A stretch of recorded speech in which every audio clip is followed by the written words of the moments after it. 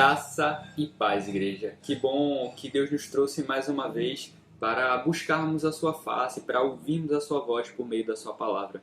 Sabemos que é por meio da mesma que Deus fala à sua igreja. Sabemos que é por meio da mesma que Deus revela a sua vontade ao seu povo, à sua igreja. Então que no nome de Jesus nossos ouvidos estejam aptos, estejam prontos para ouvir a voz do nosso Senhor, para ter atenção àquilo que Ele irá dizer e que os nossos corações estejam prontos para receber. E que no nome de Jesus não sejamos apenas aqueles que falam ou aqueles que ouvem, mas principalmente aqueles que praticam, como indivíduos, como servos do nosso dia a dia e principalmente como igreja.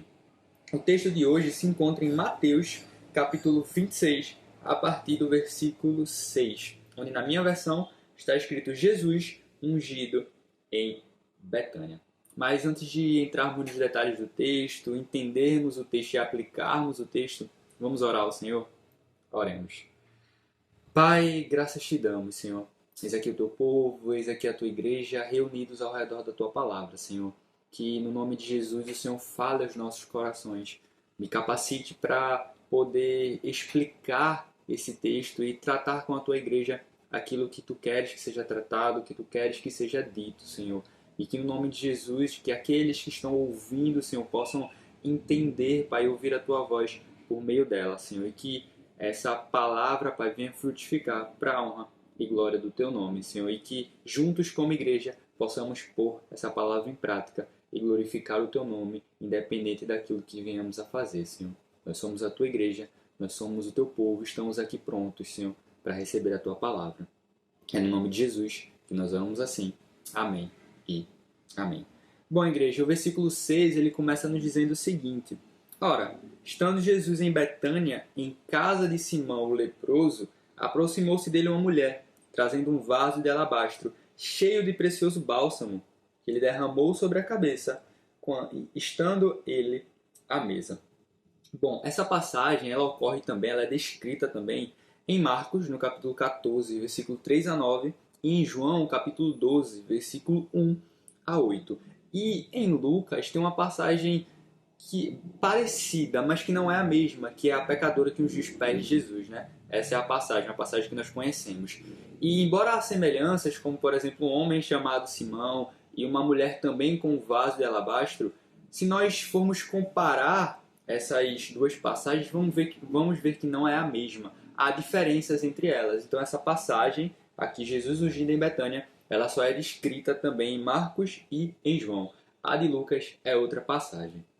É claro que nós sabemos, igreja, que esse Simão aqui, o leproso, ele não é alguém que estava naquele momento leproso. Até porque os leprosos eles não viviam em sociedade, eles viviam à parte. Eram homens, eram mulheres ali considerados impuros, imundos. Portanto, não podiam viver em sociedade. Então, este homem aqui, provavelmente, era alguém que era leproso, foi curado por Jesus e começou a fazer parte do ciclo social ali de Jesus, né? O ciclo externo, ao qual Lázaro fazia parte, Marta fazia parte, Maria fazia parte. Inclusive, esses são personagens que estão aqui nesta história, que estão nessa passagem. Nós descobrimos isso a partir de João. João ele dá nome a vários personagens que estavam aqui junto com Jesus. Inclusive, João diz que esta mulher que derramou esse vaso de alabastro cheio de um precioso bálsamo era a própria Maria. Lázaro estava à mesa, Marta estava servindo e Maria foi aquela que derramou esse vaso ali, este perfume na cabeça de Jesus. E além disso, João adiciona dizendo que ela enxugou os pés de Jesus com os cabelos, demonstrando assim humilhação e a sua devoção. Entende-se que ela derramou tanto perfume em Jesus que começou pela sua cabeça e conseguiu cobrir todo o seu corpo, chegando ali até os seus pés. E quando chegou ali o perfume aos seus pés, ela enxugou com os seus cabelos, né? Demonstrando humilhação e devoção. E de fato, só até aqui já é uma passagem linda que nós pensamos e que nós imaginamos como deve ter sido ali precioso para aquela mulher e quanto deve ter sido agradável para Jesus o ato daquela mulher. Mas nós vamos ver que os discípulos não reagiram ou não pensaram da mesma maneira. Na verdade, eles tiveram uma reação bem diferente do que talvez poderíamos imaginar. A partir do versículo 8, A palavra de Deus nos diz que, vendo isto, essa ação desta mulher, indignaram-se os discípulos e disseram: para que este desperdício? Pois este perfume podia ser vendido por muito dinheiro e dar-se aos pobres. Esta é a reação dos discípulos ao verem aquela mulher pegando aquele perfume caro e derrubando sobre Jesus. E eu fico pensando, será que teríamos a mesma reação? Porque, de fato, mesmo que aquele perfume seja caro, ela não estava derramando aquele perfume perante qualquer pessoa, perante um líder religioso qualquer, perante um profeta. Ela estava derramando aquele perfume sobre Deus encarnado, sobre o próprio Deus. É fato que aquele era um perfume extremamente caro. João diz que Judas Iscariotes vai gritar dizendo que aquele perfume poderia ser vendido por 300 denários e dar ali aos pobres. E 300 denários, segundo os estudiosos, equivalia a um ano de salário. Então, de fato, era um perfume extremamente caro. Mas mesmo assim, perante quem eles estavam? Perante quem aquele perfume ele foi derramado? Perante o próprio Deus, o Deus encarnado, o Messias, o Cristo, o Salvador. Provavelmente, depois dessa indignação, ela foi até Maria envergonhada perante o que fez. Mas com esse ato, ela demonstrou com certeza que ela sabia perante quem estava e reconhecia e se humilhou e mostrou ali o seu amor e a sua devoção por ele. João também diz que Judas ele dá nome, né, aquele que talvez puxou o bonde, ou talvez aquele que gritou, que falou mais alto, que é Judas Iscariotes, né?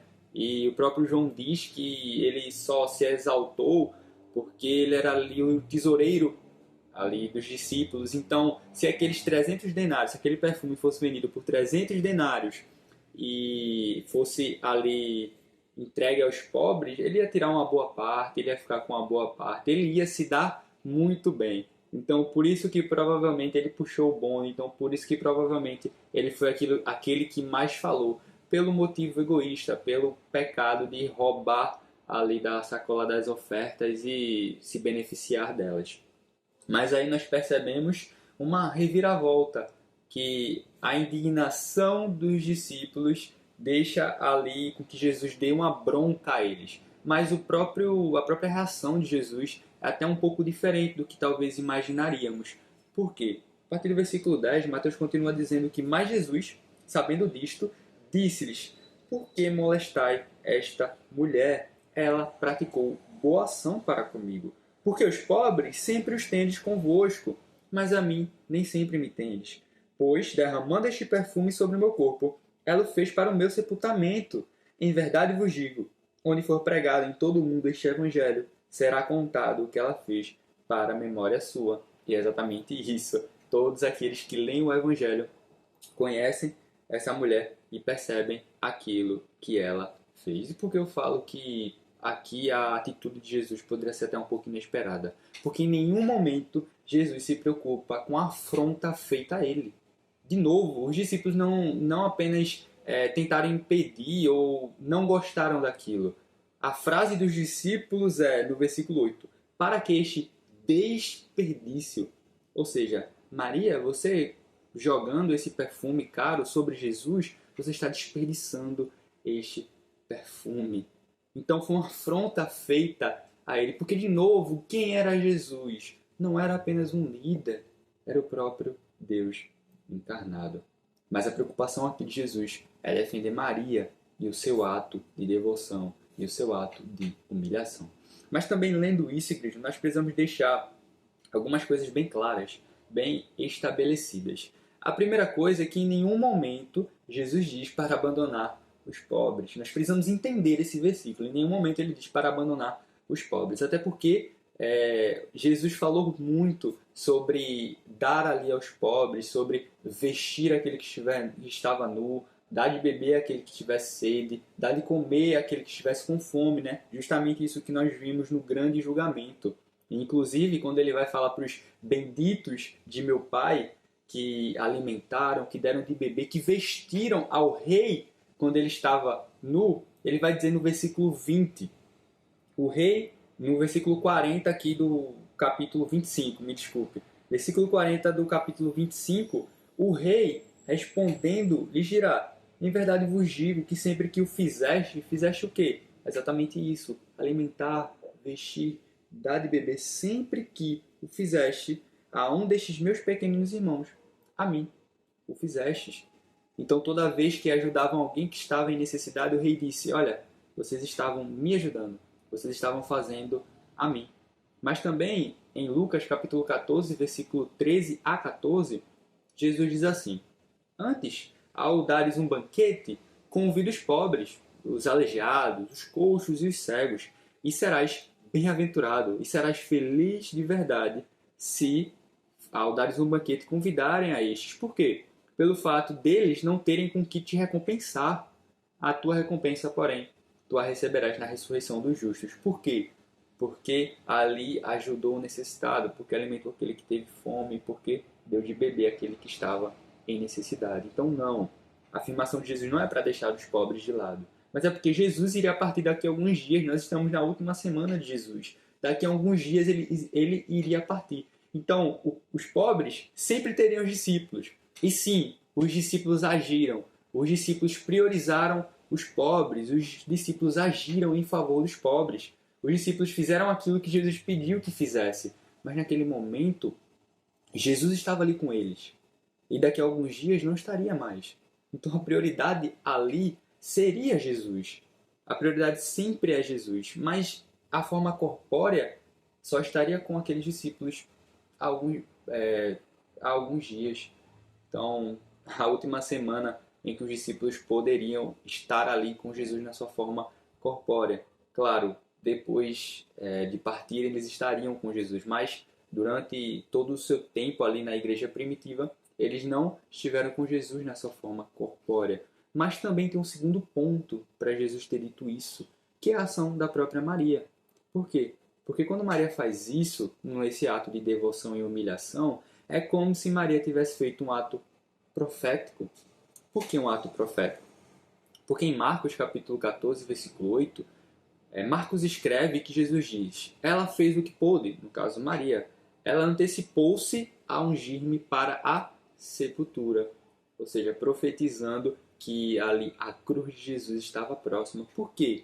Porque ungir os mortos, em que a Bíblia fala que é embalsamar, era uma prática muito comum. Tanto que em Marcos capítulo 16, versículo 1, diz que passado o sábado, Maria Madalena, Maria mãe de Tiago e Salomé compraram aromas para irem embalsamá-lo. Para embalsamar quem? Jesus. E é o momento em que elas vão lá, a pedra ela está posta de lado e não há mais corpo nenhum ali onde o corpo de Jesus foi colocado, porque Jesus tinha ressuscitado, mas era uma prática comum. Então, Jesus está declarando que é como se aquilo fosse um ato profético. Mesmo que essa não fosse a intenção de Maria, talvez, a intenção de Maria era ali mostrar seu amor, a sua devoção por Jesus, também era um ato profético, aquilo que ela fez perante Jesus. Então, por isso que o que Jesus se preocupa naquele momento é em defender Maria e o seu ato, porque, de acordo com Jesus, foi um ato muito importante. E entendemos o texto, entendemos o que ele quis dizer, entendemos essas situações. Mas quais aplicações nós podemos tirar desse texto? O que nós podemos tirar desse texto para as nossas vidas? Bom, o que eu vou trazer, igreja? Primeiramente serão perguntas, mais especificamente 2 perguntas para a igreja. A primeira pergunta que eu trago para a igreja é: Jesus tem sido a nossa prioridade? Essa é a primeira pergunta. Jesus tem sido a nossa prioridade? E vamos lá, Jesus tem sido a nossa prioridade no nosso dia corrido? Sabemos que, se não um dia aqui ou ali, ou talvez a maioria dos dias tem sido corrido, principalmente no tempo de hoje, né? No tempo da produtividade. E o que eu quero dizer com esse tempo corrido? Será que nesse dia em que nós estamos trabalhando muito, ou que nós estamos resolvendo diversos problemas, diversas situações que precisamos resolver, será que nesse dia, onde a nossa mente está tomada de vários e vários pensamentos, buscar a Deus é um pensamento que temos durante o dia? Ao acordarmos, será? Ao parar para almoçar ou para comer alguma coisa? Será que nesse dia corrido, pelo menos se passa na nossa mente o buscar a Deus? Ou mesmo depois desse dia cansativo, será que nós tiramos poucos minutos para buscar ao Senhor? 20 minutos, 15? Porque, igreja, será que Deus vai se agradar de alguém que passou o dia inteiro ocupado, resolvendo algo, trabalhando, mas mesmo assim se importou durante o dia de tirar 15, 20 minutos, mesmo um devocional cansado, para buscar ao Senhor em oração, em leitura bíblica, em louvores? Então qual é a nossa decisão durante um dia assim? É não fazer ou fazer, mesmo que seja pouco, mesmo que seja um devocional cansado? Mas ok, mas no nosso dia de folga? É de fato que eu acho que temos dois lados no dia de folga. Ou nós planejamos algumas coisas, já que é o nosso dia de folga, ou nós planejamos apenas deitar e descansar. Mas sendo a pessoa que só deita e descansa, ou que planeja, será que você pensa em buscar ao Senhor? Será que passa na nossa cabeça, não, como hoje é meu dia de folga, eu vou dedicar mais tempo ao Senhor? Porque esses dias foram corridos, eu busquei pouco, mas hoje eu estou de folga. É o dia de buscar ao Senhor. Ou, por exemplo, nas nossas decisões, será que nós temos posto à frente aquilo que deve ser posto à frente? Que o que é? Bom, nosso Deus, a nossa missão. Será que nós temos ponderado ou pensado qual a vontade de Deus para as nossas vidas nessas decisões? Nas decisões mais importantes da nossa vida, da vida em família, da nossa vida profissional? Será que nos nossos ministérios Jesus tem sido a prioridade? O que eu quero dizer com isso? Será que, em vez de passar mais tempo em oração, em jejum, buscando ao Senhor, será que eu não tenho trocado esse tempo para estudar mais livros de teologia, mais livros sobre pregação? É claro que isso é importante. Mas se eu não tiver uma vida com Deus, um devocional, se nós formos ponderar qual é o mais importante, devemos ter os dois. Mas qual é a prioridade?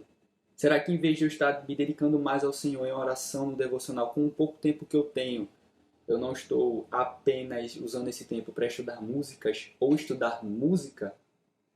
Será que neste pouco tempo que eu tenho focado em buscar ao Senhor no meu devocional ou em oração, ou apenas focado em passos de dança, em repetir aquela música várias e várias vezes para fixar na mente? Entenda, igreja, tudo isso são ações válidas. Todas essas coisas são ações válidas. Mas se o nosso foco estiver só nisso, do que adianta? Pelo olhar da sociedade, os discípulos estavam certíssimos. Porque era ali um perfume extremamente caro. E se fosse vendido e distribuído aos pobres, iam abençoar muitas vidas. Perante a sociedade, os discípulos estavam certíssimos. Mas são repreendidos por Jesus. Porque naquele momento não estavam com foco no que realmente deviam estar. Nós fomos resgatados por Deus para quê, igreja? Para pregar o Evangelho e glorificar a Deus. E o único jeito de fazer isso com excelência no nosso dia, no nosso trabalho, onde quer que estejamos, no nosso ministério, é com a ajuda dele. Porque o único jeito de glorificar a Deus da melhor maneira é com a ajuda dele.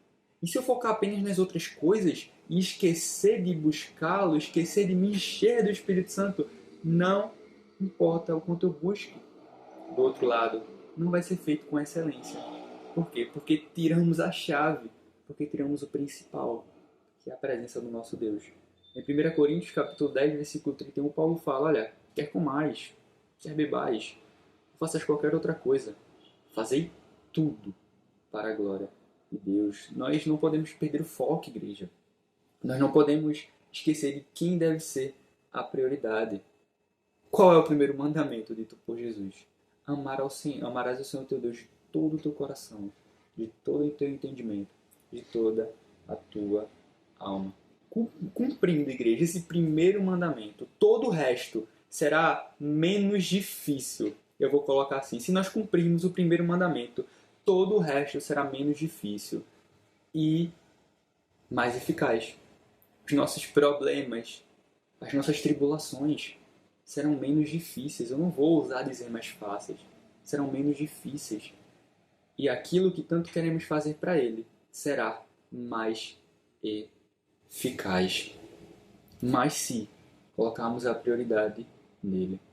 É claro, igreja, que quando eu falo isso eu sei que aí do outro lado há pessoas que vão entender que todos os dois lados são importantes. Mas se nós pesarmos na balança, qual devemos ter mais? A presença do nosso Deus, a intimidade com Ele ou aprimorar as nossas habilidades? De novo, se cumprirmos o primeiro mandamento, que é amar a Ele de todo o nosso coração, de todo o nosso entendimento, de toda a nossa alma, os nossos problemas, as nossas tribulações serão menos difíceis e aquilo que nós estamos nos propondo a fazer para Ele será mais eficaz. Então, tem essa reflexão, essa primeira pergunta. Jesus tem sido a nossa prioridade? E aí, vamos para a segunda pergunta. Até onde estamos dispostos a ir? Ou o que estamos dispostos a entregar para a glória de Deus? Até onde estamos dispostos a ir? Ou o que estamos dispostos a entregar para a glória de Deus? Maria, igreja, com aquele perfume, ela fez por vontade própria. Nenhum dos textos diz que Jesus pediu isso, em que Jesus almejou que ela pegasse aquele perfume e colocasse sobre ele. Em nenhum dos evangelhos nós vemos Jesus declarando isso para ela. Maria fez por vontade própria. Mas e nós? Se no lugar de Maria fôssemos ordenados a isso? E se estivéssemos no lugar de Maria e Jesus nos ordenasse a isso? Claro que o perfume aqui ele vai ser um simbolismo. Mas e se Jesus nos pedisse algo precioso e para derramar sobre ele? Qual seria a nossa atitude? E se ele nos pedisse ou nos ordenasse os nossos bens, algo muito precioso para nós? E se fossem os nossos sonhos? Será que nós estaremos dispostos a entregar a ele para a glória dele? Se a resposta for não, igreja, então nós temos um problema. Porque quem deve ser a nossa prioridade? Nós não esquecemos, né? Falamos disso há poucos minutos atrás. Quem deve ser a nossa prioridade? Jesus deve ser a nossa prioridade. Lucas capítulo 9, versículo 23 a 24, Jesus dizia a todos: se alguém quer vir após mim, a si mesmo se negue. Dia a dia tome a sua cruz e siga-me. Pois quem quiser salvar a sua vida, perdê-la-á. Quem perder a vida por minha causa, esse a salvará. E aí cabe uma pergunta: será que realmente nós queremos ir após ele? Será que nós realmente queremos ir após Jesus? Bom, se a sua resposta foi sim, na primeira pergunta, e se você está disposto a entregar o que for, o que ele almejar, ou a ir aonde ele pedir que você vá, bênção. Sempre dá para fazer mais, claro, mas bênção. Se a sua resposta for não, pense. Porque qual é uma das coisas que nós, como pregadores, mais repetimos aqui? Nas quartas, nas quintas, nos sábados, nos domingos. E se nós repetimos isso que eu vou falar, é porque é eficaz. Nós não ficaremos aqui repetindo algo que não fosse eficaz ou que não funcionasse. O tripé da fé, igreja. Eu de fato apresentei algumas problemáticas, caso a sua resposta for não. E se a sua resposta for sim, melhor ainda, mas dá para fazer mais. E qual a solução? É o tripé da fé. É buscar a Deus diariamente. É a oração. É a leitura bíblica. É jejum. Eu não sei vocês, mas eu me pergunto o que fez tantos homens e mulheres nas situações que nós lemos durante a história, em perseguição, principalmente no começo da igreja primitiva, onde muitos cristãos eram colocados no Coliseu para serem dilacerados por feras, onde muitos cristãos eram ali mortos até crucificados, em que muitos cristãos eram presos e mortos apenas por se dizerem cristãos, que é o que acontece com muitos irmãos nossos hoje em dia em determinados países. O que os fez permanecer? Qual o segredo? Bom, qual outra resposta senão intimidade com Deus? A dica de Paulo para Timóteo, para o seu amado discípulo, para aquele que iria ter uma longa jornada pela frente, talvez difícil, assim como foi a do apóstolo, assim como foi o do seu tutor, é o seguinte: 2 Timóteo capítulo 2, versículo 1. Tu, pois, filho meu, fortifica-te na graça que está em Cristo Jesus. Esse foi a dica de Paulo para que Timóteo pudesse suportar a longa jornada que ele teria. Fortifica-te na graça que está em Cristo Jesus. Então, para termos Jesus como prioridade, igreja, para estarmos dispostos a ir aonde Ele quer que a gente vá ou para entregar aquilo que Ele quer que a gente entregue. Precisamos nos fortificar na graça que está em Cristo Jesus. A oração, na leitura bíblica e no jejum. Não tem segredo, igreja. Ou melhor, esse é o segredo. E aí, como igreja, fazendo isso como servos, certeza que como igreja nós iremos avançar cada vez mais para glorificar o nome de Deus da maneira como Ele almeja. Amém. Então que Deus, pois, nos abençoe.